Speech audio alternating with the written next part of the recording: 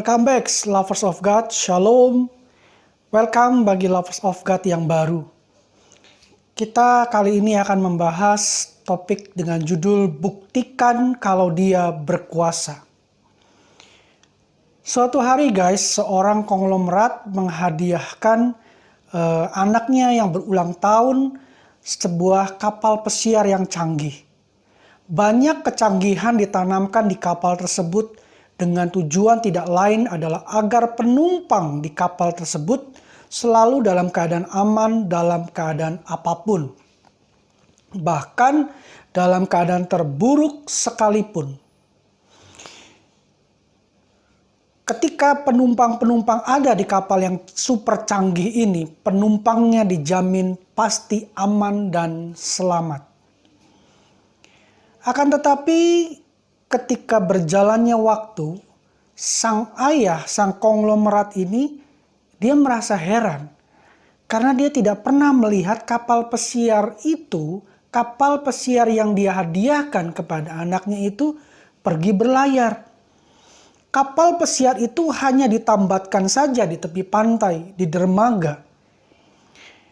Lalu sang ayah, sang konglomerat ini bertanya kepada anaknya, "Anakku, kenapa kapal pesiar ini tidak pernah kau bawa untuk berlayar?" Sewaktu sang anak ditanya kenapa tidak dibawa berlayar, sang anak menjawab dengan lugasnya, "Ayah, saya tidak membawa kapal itu berlayar karena saya tidak mau kapal itu rusak. Saya menyayangi kapal itu. Saya mau supaya kapal itu aman. Sehingga saya tambatkan saja di dermaga di tepi pantai." Sang ayah tertawa. Lalu sang ayah berkata, "Justru nak, ketika kena ombak dan badai, kapal ini diuji. Dan di situ kita akan tahu bahwa kecanggihannya yang menurut si pembuatnya itu sudah banyak kecanggihan yang tertanam di dalam kapal ini. Kita akan buktikan lewat apa? Lewat ombak dan badai. Kalau kecanggihan yang ditanamkan di dalam kapal ini itu bukanlah sebuah isapan jempol." Nah guys, dari kisah ini apa yang kita bisa tarik pelajaran dari kisah ini? Kita bisa belajar bahwa demikian pula dengan Tuhan kita. Kita percaya kalau Tuhan kita itu maha kuasa, bukan? Sangat berkuasa. Iblis pun tahu. Bahkan satu hal yang menjadi momok menakutkan bagi setiap makhluk hidup, yaitu kematian, itu sudah Tuhan Yesus taklukkan. Roma 1 ayat yang keempat dalam Alkitab bahasa Indonesia masa kini berkata, "Tetapi secara ilahi, ia ternyata adalah anak Allah. Itu terbukti dengan kuasa yang luar biasa melalui kebangkitannya dari kematian." Nah guys, kuasa Tuhan Yesus itu tidak terbatas. Itu sudah dibuktikan dengan kebangkitannya dari alam maut. Fakta sejarah sudah membuktikannya. Hal ini membuktikan bahwa betapa dia itu sangat berkuasa. Kebangkitan Yesus dari kematian itu membuktikan bahwa Tuhan kita itu Tuhan yang hidup dan Tuhan yang punya kuasa. Karena maut saja dapat dikalahkan. Maut yang merupakan momok menakutkan bagi setiap makhluk hidup. Sudah Tuhan Yesus kalahkan. Pertanyaannya, kapan kita akan membuktikan kuasa Tuhan berlaku? Kapan kita bisa merasakan kuasa Tuhan itu terjadi atas hidup kita? Tidak lain adalah lewat setiap masalah yang Dia izinkan terjadi di hidup kita.